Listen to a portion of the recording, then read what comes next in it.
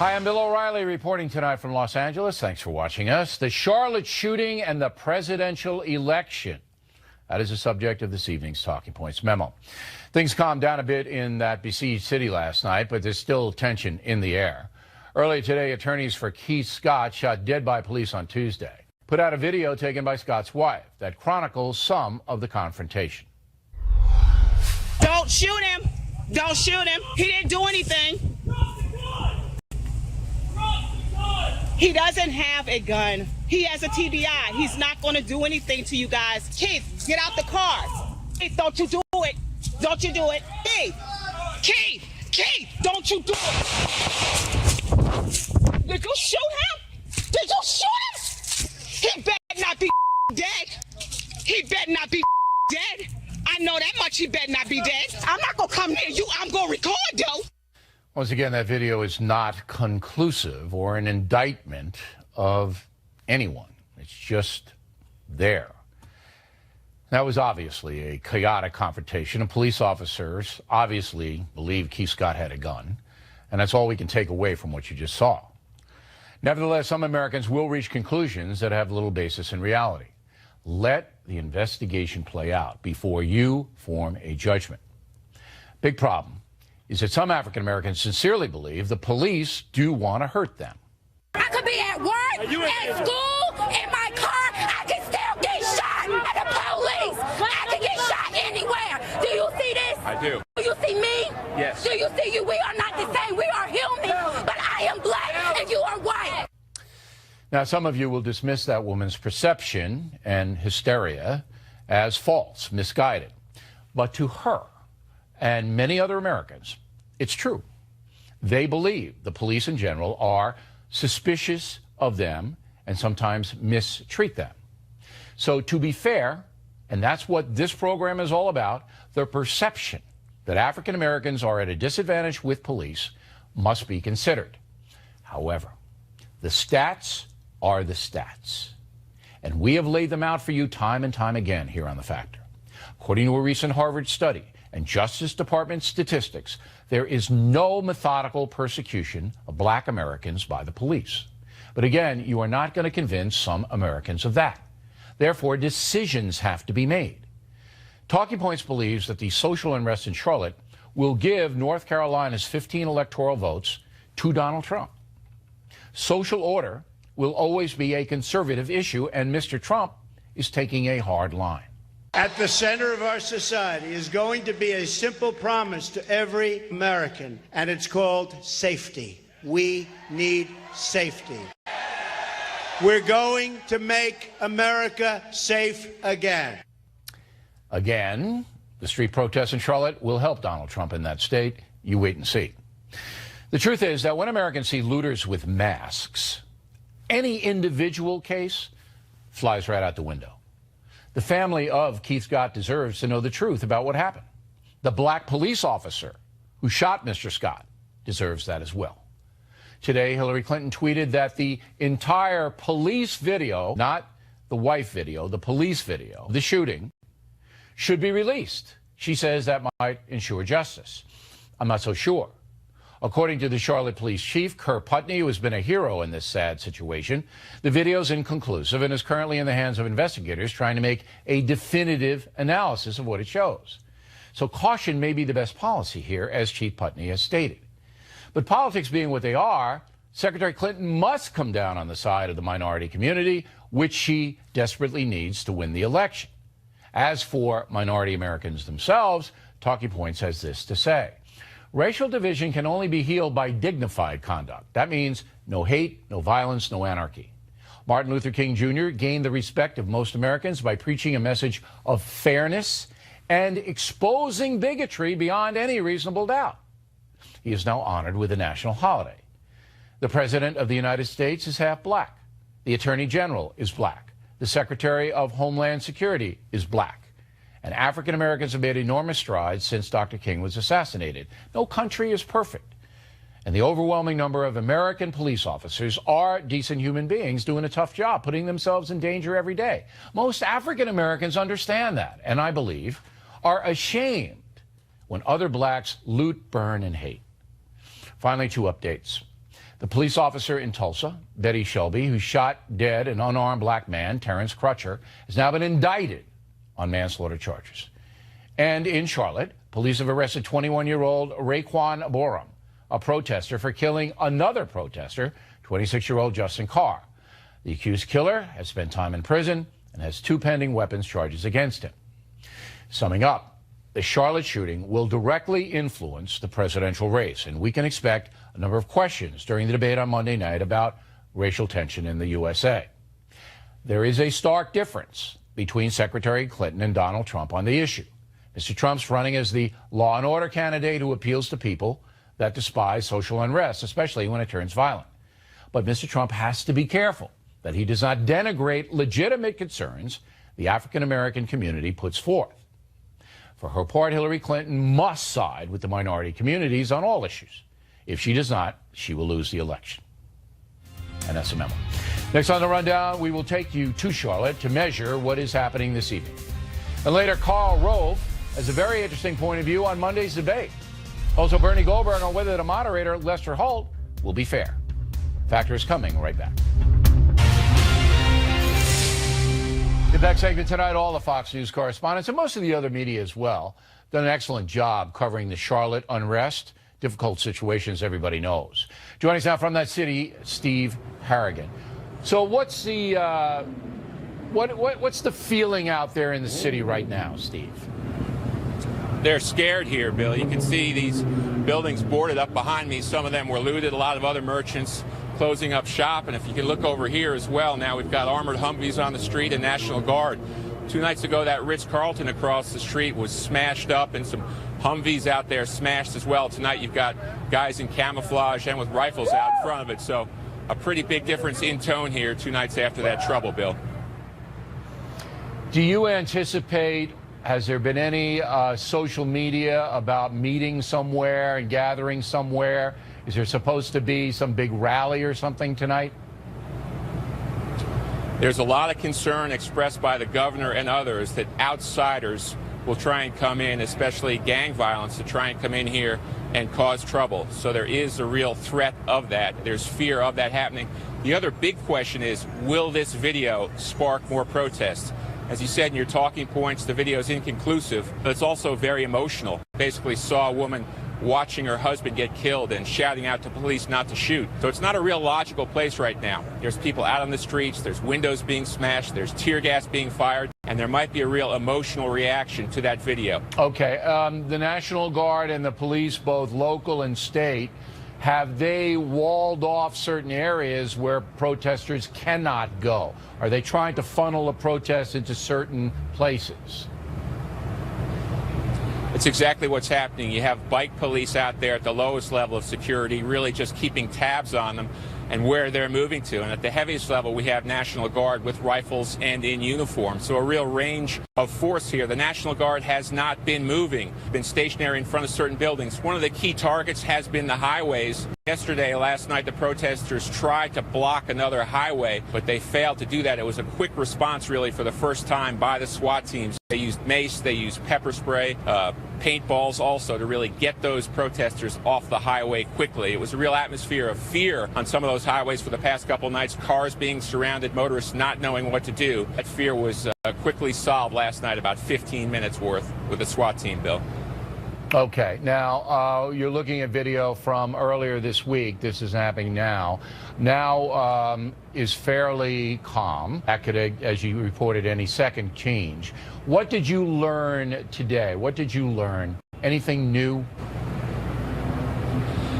I guess what I'm learning really is about how do you try and keep a city safe with protesters. And just as an amateur who's watched it in Ferguson and in here, it seems to me really important to have a heavy police presence at the start. I think things were underestimated in Ferguson, underestimated here. And once the protesters, who've gotten more and more sophisticated, feel like they can survive, they can take the tear gas, they're not getting arrested, that gives them an opening. That's what's happened here. I think it's been a failure on behalf of security that they're trying to make up for tonight.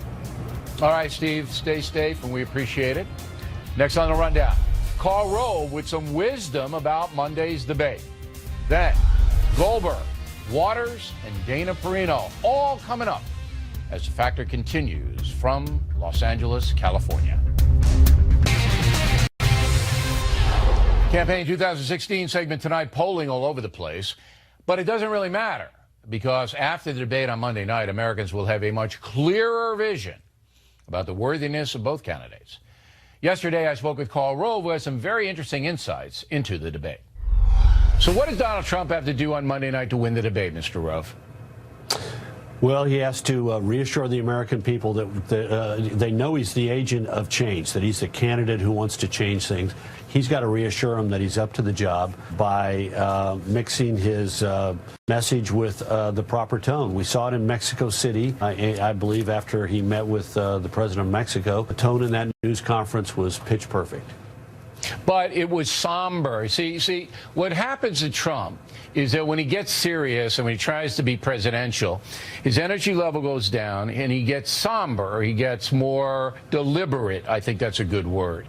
He's not the old Donald Trump, the firebrand that many Americans are counting on to bring change. So might that actually hurt him if he shows that side?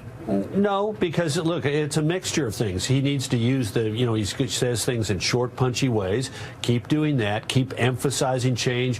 Whenever she comes after him, pivot to the fact that he's for change, she's not.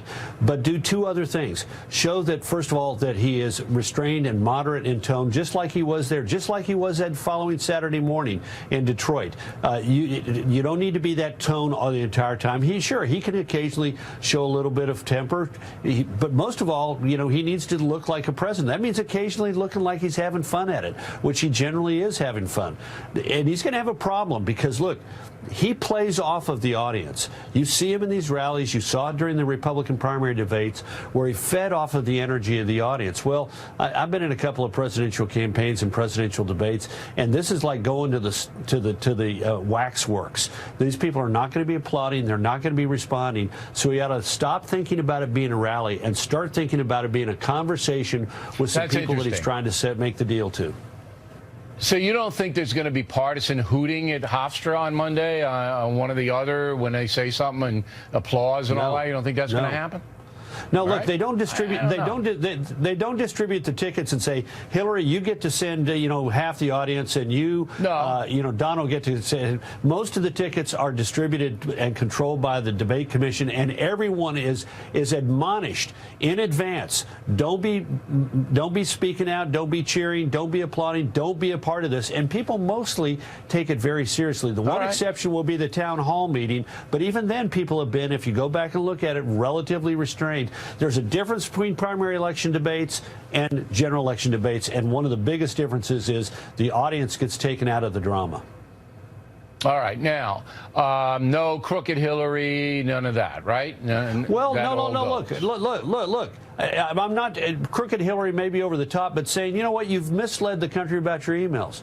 People don't think they can trust you because of what the foundation has been up to. You failed to tell the American people the truth about Benghazi. All that's appropriate. Better if it's not addressed to her. It's better if it's addressed to the moderator. But again, the principal thing is you're having a conversation.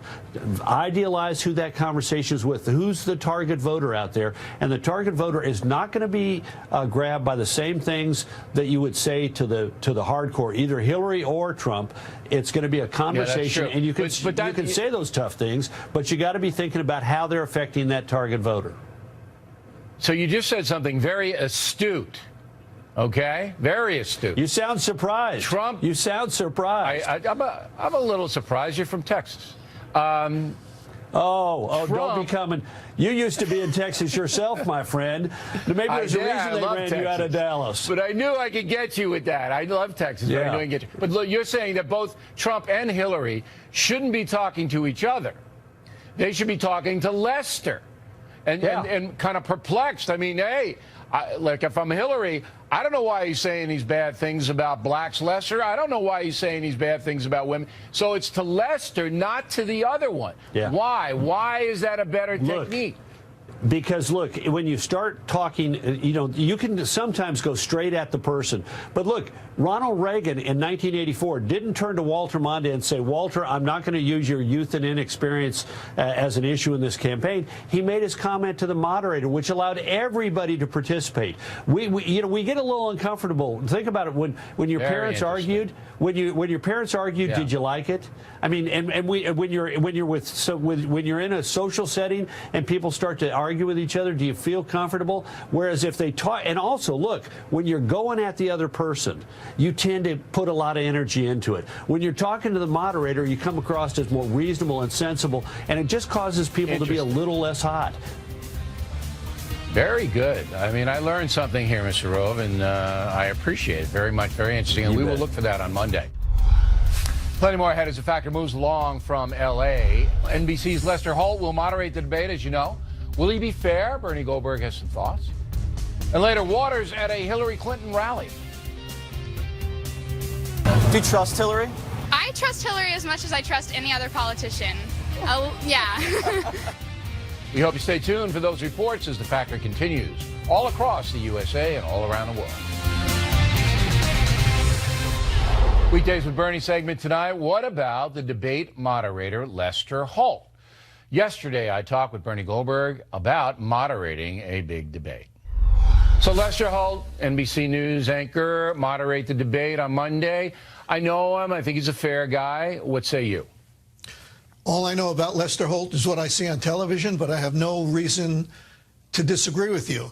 And by the way, yeah, there's going to be a lot of pressure on Lester Holt and all the other moderators with so many people watching. But in terms of fairness, it really is easy to be fair at a debate.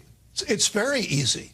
All you have to do is ask tough questions equally on both sides, hard questions, provocative questions, on subjects that matter, not some fringe topic and that's only designed to trip somebody up. But then there's another question, Bill, and that is the fairness of the audience. Because I guarantee you, if Lester Holt asks a perfectly legitimate question of either candidate, let's say Donald Trump, that Donald Trump doesn't like, then his supporters are going to yell unfair and bias. And same thing with Hillary. If she gets a question she doesn't like. Sometimes bias and unfairness are real, and sometimes they're in the eye and the ear of the beholder. Okay, now, what about the moderator's responsibility to fact check? This has been a debate. That's a good question. I want to give you my opinion, and then you can answer. I believe it's my job, as far as I can, to fact check. And that's why I take these folders for every single guest out on the set. And basically, it's full of facts and what they've said in the past and this and that. Now, nobody can remember everything. Nobody can be up to speed on every topic. But I do believe that the moderator, if Hillary Clinton or Donald Trump says something that's inconsistent or untrue, they got to say that's not true, and this is why I know it. Right? My answer is precisely the same as yours, because you said as best as the moderator can. You can't know everything.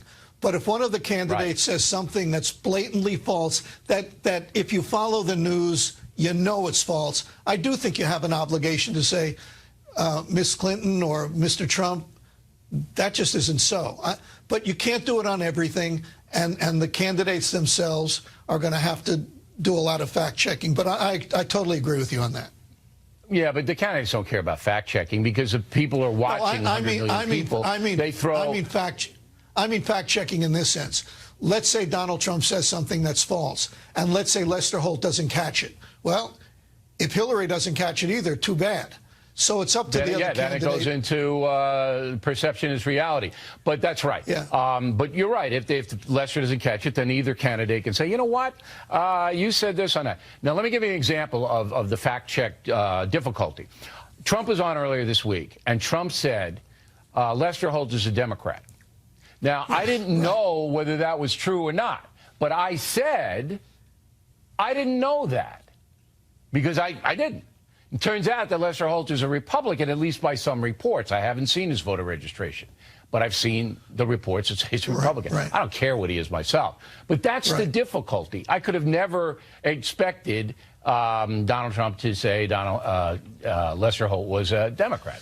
So if you don't know, the moderator has to go, I didn't know that, or how do you know that? You know, or get it back to them. Right. Let me just make one other point about this debate thing. I don't think the answer to any particular question is going to matter as much to the audience as, let's just call it, some moment. You mentioned the Rick Lazio moment earlier in the program. Right. That mattered. That's all I remember from that debate. The only thing I remember. The only thing I remember from the Bush-Gore debate, the only thing I remember is Gore, like a doofus, wandering over to Bush and sighing, and Bush looking at him like, "Who are you?" And I think that was a big plus. Yeah, that was remember a big, the lockbox. What are you doing over here? You know. I remember the lockbox. Okay, now on Tuesday, and I want to know if you think this is fair because I'm putting you in a difficult position. I want to bring you back. And we're going to grade Lester, poor Lester, because there is a lot of pressure on him. Look what happened to Lauer. And I thought it was unfair about Lauer, by the way. You know, you got to do the best you can do. And everybody's, everybody wants to know about the email thing. She's never been grilled on it, so we spent a lot of time on it. Okay, so what? Right. But I'm bringing you back to evaluate Lester, okay? I'll be here. All right, no trepidations for doing that. You're going to call it like it is. No, I don't like, as a rule, second guessing people who do live TV. That's what I mean. That's my right. Yeah. I mean, I'm uncomfortable with that. But if he does something that's blatantly wrong, you and I will talk about that. Otherwise, we'll point it out. But what we're looking for you, you know, you're getting older, but you have some wisdom. We're looking for perspective from Goldberg. Perspective. That's what we'll get on Tuesday night. I'll do my best. I'll do my best. We'll come right back. Dana Perino will talk some politics with me. And Waters at a Clinton rally. Those reports after these messages. The O'Reilly Factor, the #1 cable news show for 16 years and counting. Thanks for staying with us. I'm Bill O'Reilly in a personal story segment tonight. On Monday, the Los Angeles Times daily tracking poll, the LA Times right here, had Donald Trump in front of Hillary Clinton by nearly 7 points. Today, all right, just 5 days later, and 4 because they had to take that poll yesterday, the Trump lead has dwindled to 2.5. So why the big swing? I know. But does Dana Perino, who joins us from New York City? So, do you know why Trump declined in the LA Times daily I feel like you've poll? put me in a bad position. I would love to know why you think he's down, but I will tell you Well, you know why. I'm going to be a big blabbermouth and tell you, but... Tell me. But think about it now. And then I'll see if I agree. Wait, I just... But think about it. Monday, it was all politics all the time. Then what happened in the interim?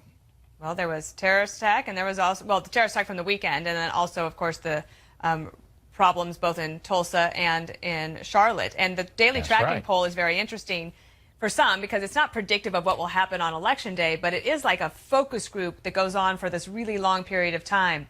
And because these people are in a focus group and they know they're going to get a phone call, I imagine that they want to do their homework. So they're watching more of the news. They're paying a lot of attention to the newspapers, social media, however they get their information. And typically, in these situations, if you look at even just the Fox News poll last Sunday, when it comes to how you would handle race relations or dealing with terrorism, Hillary Clinton, her lead has narrowed, but she continues to do better in Trump in polls on those two issues. Well, that's a very good analysis, but why Trump has declined 5 points in 5 days or 4 days is because he hasn't been around. He's knocked off the air. Both candidates were. Yesterday, they both were invisible. They were either rehearsing or resting or whatever. But Trump, and this is me, Trump does better when he's seen, especially in the evening, saying something strong. And so after terror stuff, he's strong on terror, all right? And that's a big, big plus for him. But the race stuff takes him out of the equation as far as exposure is concerned, and he's not so big on the race stuff. So that's why I think he's declined. Would you quibble with that? Not necessarily, but, you know, for example, in the interview that you did with him earlier, in the week, when you were just talking about it with Bernie Goldberg, there was another part where he said about the U.S. military that this is the gang that can't shoot straight, which is a funny line, and I know it was in context, but if you are in the daily tracking poll and you're paying attention to all of the news, maybe that gives you a little bit of pause. But I don't think this poll is, if you were a Trump supporter, I wouldn't worry too much about this. It's not a definitive poll. No. It sums up the mood of the country, at least that's what they try to do. For that moment of the time. All right, today, Ted Cruz endorsed Trump. Were you surprised by that?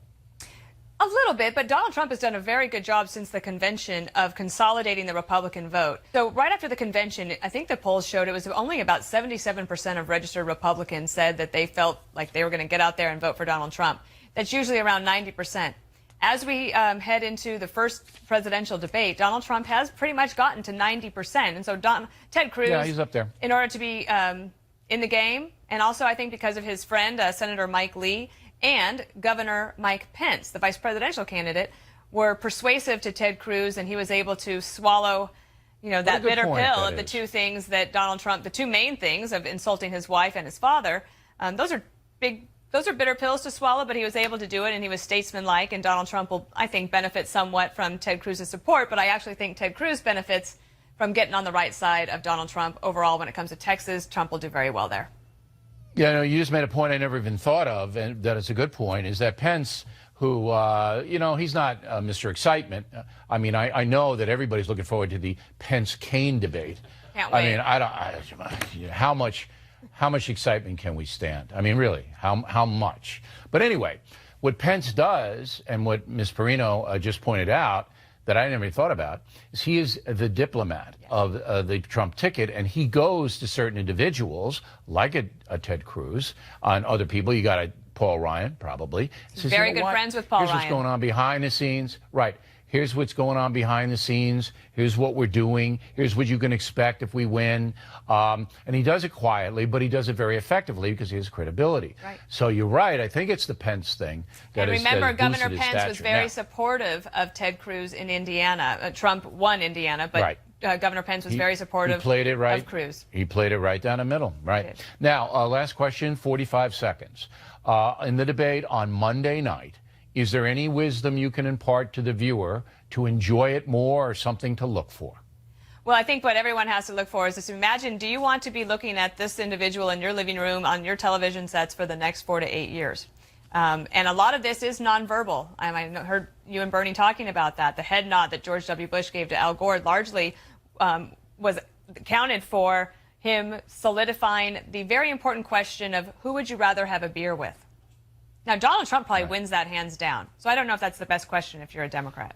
I don't know, because Trump will never buy. And he doesn't drink. Just everybody keep that. And he doesn't drink. That's a joke. That's a joke. All right? I don't want you Trump people ringing my house. Dana Perino, everybody. Water's on deck. We sent him out to a Hillary Clinton rally because he went to a Trump rally, fair and balanced. Back in the book segment tonight, Water's World, we remember, or you should remember, that we sent Jesse to a Donald Trump rally. It was only fair that he visited a Hillary Clinton event, right? This one in Philadelphia. Roll it. Why are you here today? I want to see the next president of the United States. Oh, Trump's here? Are you guys excited for Hillary? Yes, we are excited. You're the only ones. All right. What excites you about Hillary? I am excited at the prospect of a woman being in the White House. I think that's sexist. Do you think she's falling in the polls because she was actually seen falling?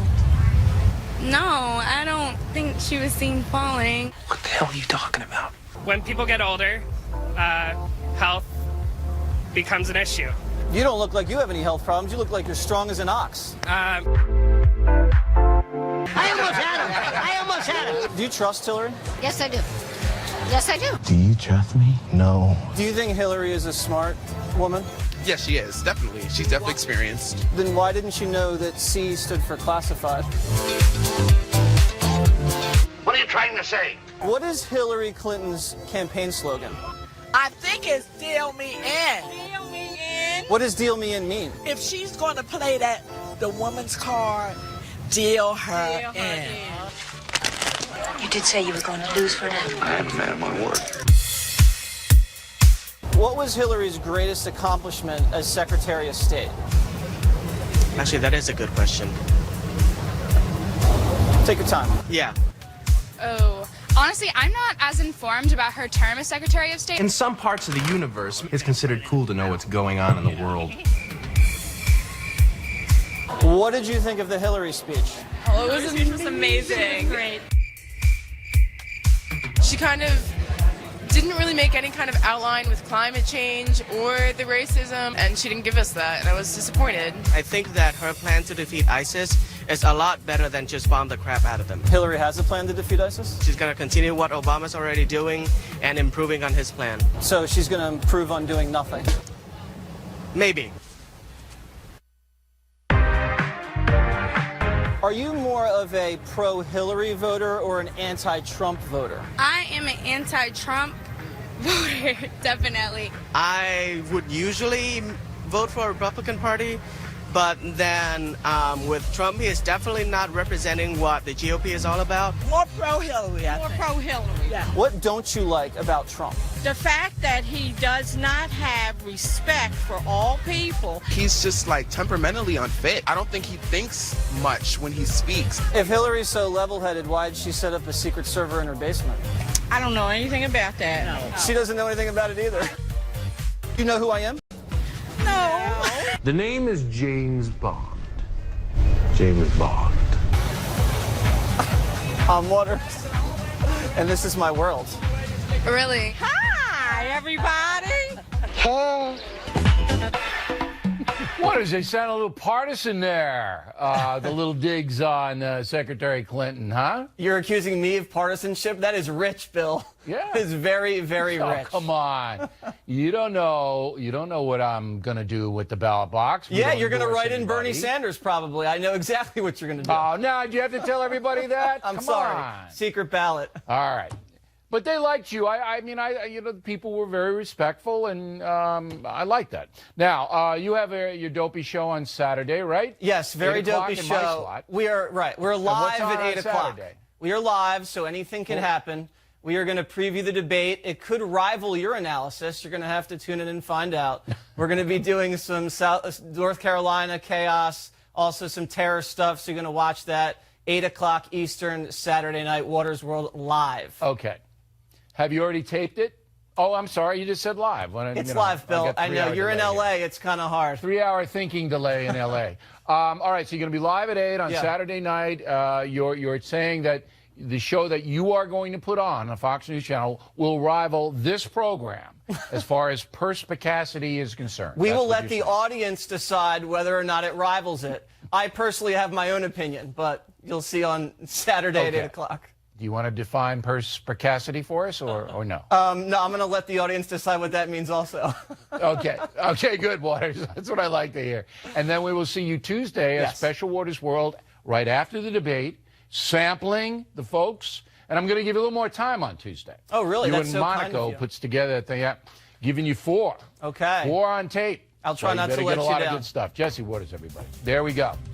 And in the next segment, we will have Jimmy Kimmel going up against me earlier this week. And the tip of the day, how you can enjoy the debate better.